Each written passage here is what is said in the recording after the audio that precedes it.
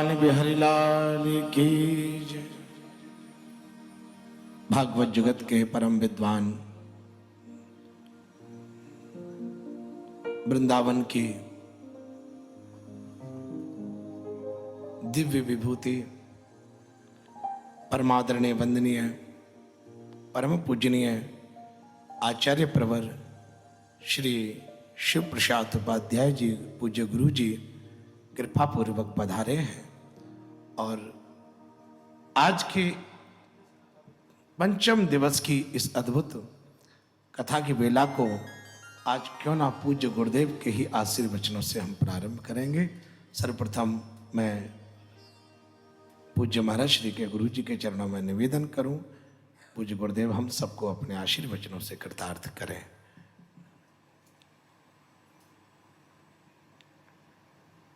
श्री राधे, जय राधे। बोलिए श्री बांके बिहारी लाल की, वृंदावन बिहारी लाल की, राधा रानी सरकार की, श्री व्यास जी महाराज की जय जय श्री राधे। भगवान बांके बिहारी के चरणों में कोटि कोटि नमन। व्यासपीठ में विराजमान व्यास स्वरूप, आपका नाम बड़ा ही सुंदर है, सुशांत।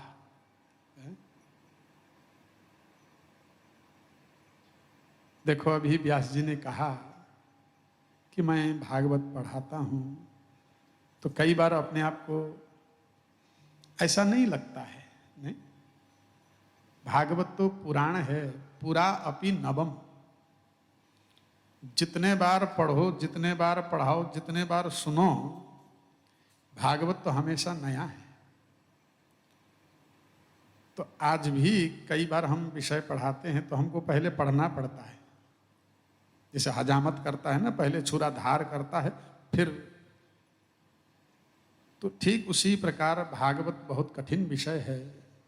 लेकिन भैया हमारा तो आपने देखा होगा, जब ब्रजवासी मिठाई वाला हलवाई अलग बनाता है, लेकिन मिठाई जो आपको देते हैं तो वो सूट बूट पहन के ही वहां बैठते हैं। अगर हलवाई को बिठा दो तो मैं तो हलवाई हूं तो हलवाई को तुम कथा सुनाने बैठा दोगे तो वो बढ़िया मिठाई परोसगारी नहीं करेगा। तो कोई है बढ़िया ही सुकमुखात अमृत द्रवसम युतम। व्यास जी ने भागवत जरूर लिखे, लेकिन व्यास जी के श्रीमुख से जो भागवत प्रवाहित हुई वह मधुर रस से सिंचित है। लेकिन उसी भागवत को जब सुखदेव जी ने कहा तो अमृत तुल्य हो गया। तो ठीक उसी प्रकार हमारे व्यास जी जो कथा सुना रहे हैं, मैं कल कम से कम सुन रहा था 1.5 घंटा व्यास जी। मैंने कहा कि चलो आज कृष्ण जन्म का आनंद लिया जाए। जैसे व्यास जी ने कहा कि समय तो मिलता नहीं है, दिन भर भागवत विद्यालय में 4-5 विद्यालय है, फिर घर में अलग कक्षाएं हैं, कुछ विद्वानों के वहाँ जाना आना। तो आज द्वादशी के दिन मैंने व्यास जी से जरूर निवेदन किया था और कुछ भाव व्यास जी के लिए मेरे हृदय में प्रकट हुआ। आप सभी बहुत दूर से आए हैं भागवत के लिए, श्रीधाम वृंदावन। तो सचमुच आप लोगों ने वृंदावन चुना, इसके लिए आप सभी यजमान परिवार धन्यवाद के पात्र हैं। दिवाकर शर्मा जी और श्रीमती अमरावती शर्मा जी, दोनों पुत्र पुत्रवधू श्री अरविंद जी, मंजू शर्मा जी, अरुण रचना।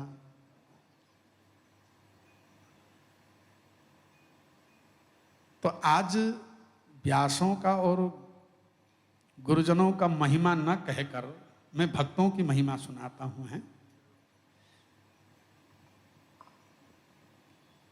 एक भक्तमाल ग्रंथ है, आप लोगों ने खूब भक्तों की कथा सुनी है। तो एक बार नारद जी पहुंचे, 5 मिनट का है, मैं इसको विश्राम करूंगा। क्योंकि आप लोग ऑस्ट्रेलिया से आए हैं तो भक्तों की भी महिमा सुननी चाहिए ना, भगवान की महिमा तो सुन ही रहे हैं। एक बार नारद जी पहुंचे भगवान के पास कि प्रभु, भागवत में आया है भक्तों का स्मरण मात्र से गृहस्थ शुद्ध होता है। 19 अध्याय प्रथम स्कंद का जब सुखदेव जी का दर्शन परीक्षित करते हैं तो कहते हैं ये शाम समस्मरणात् पुंसाम सद्य शुद्ध्यंति वै गृहा किम पुनर्दर्शन स्पर्श पाद शौचासनादि भी। बोले सचमुच हरि भक्तों का दर्शन मात्र से हृदय पवित्र हो जाता है, घर गृहस्थ पवित्र होता है। गुरुजनों का, महापुरुषों का दर्शन स्पर्श तो अहोभाग्य है। बोले एक भक्त का भी दर्शन मिल जाए तो वह गृहस्थ धन्य हो जाता है। भगवान के पास नारद जी पहुंचे, कहा प्रभु ये बताओ भक्त दर्शन की क्या महिमा है। तो भगवान मुस्कुराए तो कहा मुझे मत पूछो, ओ सामने धरती में जाओ, बोले तालाब में एक मछली है, बोले उससे पूछो, वो मछली भक्त दर्शन की महिमा बताएगी। तो नारद जी ने कहा प्रभु आप ही बताओ ना, बोले छोटी मोटी बात हमसे मत पूछा करो है? बोले अच्छा तो भगवत आज्ञा है। तो नारद जी मछली से पूछे, हे मछली रानी ये भक्त दर्शन की महिमा क्या है बताओ। तो मछली घबराती हुई कहती है अरे नारद जी महिमा अनंत है, मैं सुनाने लग जाऊं तो बहुत समय लग जाएगा, मुझे ऐसा लग रहा है कि मेरा अब अंत घड़ी आ गया।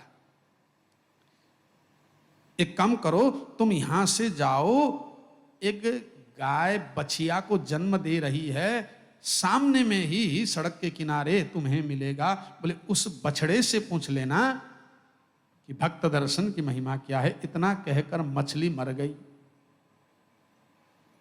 नारद जी वहां से हताश निराश होकर निकले तो सड़क के किनारे एक बछिया ब्याती हुई देखा उन्होंने। जैसे ही पूछा तो बछिया नवजात वो भी घबराती हुई कहती है बाबा, बोले बहुत विस्तार है लेकिन मेरे श्वासें कम हैं, मुझे ऐसा लग रहा है कि मैं अब मरने वाली हूं। एक काम करो यहां से थोड़ा आगे जाओ, बोले घोंसले में एक पक्षी छोटे छोटे अंडे से निकल रहे हैं, बोले उन पक्षियों से पूछना जो नवजात है। इतना कहकर बछड़ा भी मर गया। जाके घोंसले में पक्षी से पूछा, पक्षी मर गो। लेकिन पक्षी ने कहा कि नारद तुम जाके अभी वहां जाओगे, राजा के वहां उनका बेटा भी पैदा हुआ है, वो बताएगा भक्त दर्शन की महिमा क्या है। इतना कहकर पक्षी भी मर गई। देखो कौन कौन मर गो, पहले मछली, फिर बछड़ा, फिर पक्षी। नारद जी घबराए, यार भक्त दर्शन की महिमा में जिसको पूछूं वही मर जाए, अब राजा का बेटा को पूछूंगा तो वो भी मर जाएगा। लेकिन अब भगवत आज्ञा है और मुझे जाननी है, पूछना तो पड़ेगा। नारद जी गए तो भैया सचमुच अभी अभी राजा का बेटा पैदा हुआ है। ओहो राजा के घर में क्या बेटा पैदा हो, हाथी दिनों घोड़ा दिनों, क्या माहौल है। इतने में ही नारद जी का आगमन, राजा खुशी के मारे झूम उठा, नाचने लगा, खूब ढोल नगाड़ा बजाते हुए नारद जी का सत्कार किया। नारद जी ने विचार किया मैं पूछूंगा नहीं, क्यों मर जाएगा, राजा मुझे कहेगा भैया मेरे बेटे को क्या खवा दिया तैने। नारद जी धीरे से खिसकने वाले थे, तब तक तो राजा खुशी के मारे बेटा नवजात ले आया और नारद बाबा की गोदी में धर दिया। और राजा का बेटा कहता है बाबा घबराओ मत, मैं मरूंगा नहीं। बोले जिस मछली को तुमने पूछा था वो भी मैं था, बोले जिस बछड़े को पूछा था, बोले वो भी मैं था, जिस पक्षी को पूछा था वो भी मैं था।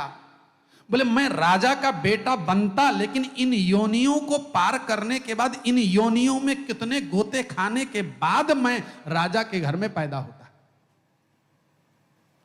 मछली का आयु कितना है भाई, किसी का 4 साल 2 साल 5 साल, तो मुझे मछली बन के रहना पड़ता। लेकिन नारद जी तुम जो भक्त हो ना भगवान के, मैंने तुम्हारा दर्शन किया, मेरा वो जीवन कट गया, बंधन कट गया। फिर उसके बाद मुझे और बछड़ा बन के गोबर में सोना पड़ता कम से कम 10 से 15 साल। तो मुझे गोबर में नहीं सोना पड़ा, क्यों? पैदा होते ही आपका दर्शन किया। तो सचमुच जैसे ही हमारे व्यास जी ने कहा कि ऑस्ट्रेलिया से आए हैं और भागवत कथा करा रहे हैं, तो मैंने सोचा ऐसे भक्तों का दर्शन करने के लिए जाऊंगा तो मेरा भी जो है बंधन कट जाएंगे, है? तो आप सभी सचमुच बड़े भाग्यशाली हैं। श्रीधाम वृंदावन आपने चुना है, और वृंदावन में तो देखिए सबरे वक्ता ही वक्ता हैं। तो हमारे व्यास जी के लिए एक भाव मन में जागृत हुआ, तो उस भाव को आप सभी के सामने मैं प्रकट करता हूं, क्योंकि भाव ही सब कुछ है। न काष्ठे विद्यते देवो न पाषाणे न मृतमय, यादृशिर भावना यस्य सिद्धिर भवति तादृशी। हैं? प्रहलाद जी का वो भाव ही था कि खंभे में भगवान है, बोले है, तो भाव के कारण भगवान खंभे में से प्रकट हुए। तो आप सभी भगवत स्वरूप हैं, और व्यास जी का थोड़ा समय परिचय, वैसे तो आप लोग सभी परिचित हैं, फिर भी जो परिचय मैं जानता हूं वो परिचय आप नहीं जानते हैं, तो मैं व्यास जी के विषय में 2 शब्द में लिखा हूं। बोलो वृंदावन बिहारी लाल की जय। वृंदावने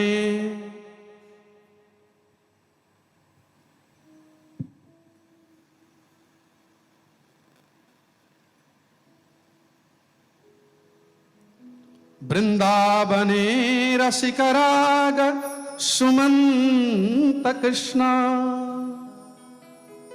आप व्यास जी का नाम है सुमंत कृष्ण। और वृंदावन में ये करते क्या है? आप लोग तो आए फिर चले जाओगे। वृंदावने रसिक राग, सहज अर्थ है जो राधा कृष्ण के रस में डूबे हुए जो रसिक हैं, ऐसे रसिकों से आपका बहुत ही राग है, बहुत ही प्रेम है।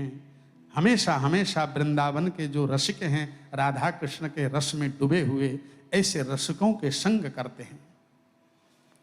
श्रीमत निकुंज रमणाति निमग्न चित्तः। अब जब मैं श्लोक रचना कर रहा था, ये नहीं समझ में आ रहा था कि ये बिहारी जी की याद में डूबते हैं कि बिहारी जी इनकी याद में डूबते हैं, क्योंकि भगवान कहते हैं ना, अहम भक्त पराधीना। तो श्रीमत निकुंज रमणाति निमग्न चित्तः, कुंज विहारी, निकुंज विहारी भगवान श्री कृष्ण इनके हृदय में रमण करते हैं। और कई बार ये बिहारी जी के हृदय में रमण करते हैं। जैसे कई बार गोपियां कहती है ना, अरे कन्हैया थोड़ी देर हृदय से निकल के तो चले जाओ, हम कछु काम कर लें। हाँ, दुनिया भगवान को हृदय में बुला बुला के परेशान है, और गोपियां कहती है अरे कभी तो यहाँ से चले जाओ, कछु काम और करनो है, तुम रहते तो उथल पुथल मचाते हो। तो हमारे व्यास जी ऐसे हैं, निरंतर बिहारी जी के चिंतन में। अब कभी ये भूल जाते होंगे तो बिहारी जी इनके चिंतन में आ जाते हैं, हृदय में आ जाते हैं। ऐसे हमारे व्यास जी। और भक्त्या विभाति फलप शुभ कांति दीप्तः, आप देख रहे हैं स्वरूप। भक्त्या विभाति, भक्ति के तेज से बड़े ही तेजस्वी हैं। भक्त्या विभाति, भा दीप्तो धातु, हमेशा भक्ति से दीप्तिमान रहने वाले ऐसे संकर्षणो द्विजबरो जयतात अशेषा। आप स्वयं बलराम रूप है, नहीं? है? तो संकर्षण भगवान के स्वरूप हैं। ऐसे द्विजबरो जयतात अशेषात, आपकी भक्ति की जय हो, आपकी भक्ति की जय हो। तो आप सचमुच सुयोग्य वक्ताओं में से और भक्ति संपन्न, देखिए वही व्यक्ति भक्ति दिला सकता है जिसके अंदर भक्ति हो। मदिरा पीने वाला कभी मदिरा नहीं छुड़ा सकता है। जो मदिरा न पिए वही मदिरा छुड़ा सकता है। ठीक उसी प्रकार जो भक्ति संपन्न है वही भक्ति आपको दिला सकता है। तो आप सभी श्रीधाम वृंदावन मथुरा, क्योंकि ये तो मोक्ष भूमि है, धन्योस्ति माथुरो देशो वैकुंठात अपि गरीयसी, बोले ये मथुरा वृंदावन वैकुंठ से भी श्रेष्ठ है। बोले क्यों? एक रात्रि प्रवासेण कृष्ण भक्ति प्रजायते, एक रात्रि भी कोई निवास करता है वृंदावन में आकर तो उसे कृष्ण भक्ति मिल जाती है। इन्हीं शब्दों के साथ आप सभी के अंदर विराजमान ठाकुर जी को नमन, व्यास जी को पुनः पुनः वंदन। जय श्री राधे, जय श्री कृष्ण। कितना बढ़िया संकीर्तन चल रहा था और बीच में आकर थोड़ा सा मैंने विघ्न किया, मैं पुनः आपकी क्षमा प्रार्थी हूँ। मैं थोड़ी देर कथा सुनूंगा फिर जाऊंगा। जय जय श्री राधे। बोलिए वृंदावन बिहारी लाल की। पूज्य गुरुदेव इतने सरल और इतने सहज हैं, लेकिन हम सत्य कहें, हम लोग तो जो भी हैं, हमारे रचयिता सर्वस्व तो आप ही सब हैं।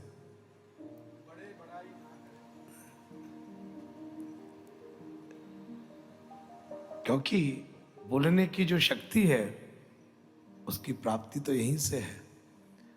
हम लोगों के सूर्य हैं वे तो आप ही हैं, आप ही के तेज को लेकर के वो किरणें इधर उधर जा रही हैं। पूज्य महाराज श्री का, गुरु जी का बहुत अद्भुत एक भाव मुझे बहुत प्रिय लगा, और गुरुदेव ने वो भाव न जाने कितनों को सिखा दिया। एक बार गुरुदेव, जब से मुझे बहुत आनंद आया, गुरुदेव एक श्लोक बोला करते हैं शिव जी का, और कई विद्वानों ने बोलने का प्रयास भी किया, जीभ सबकी लड़खड़ा जाती है, और जिस पर गुरुदेव ने हाथ रख दिया वो खटाखट फटाफट। मैं चाहूंगा गुरुदेव उसके माध्यम से तो जरूर हम सबको आनंदित करें। यत्रास्त्रे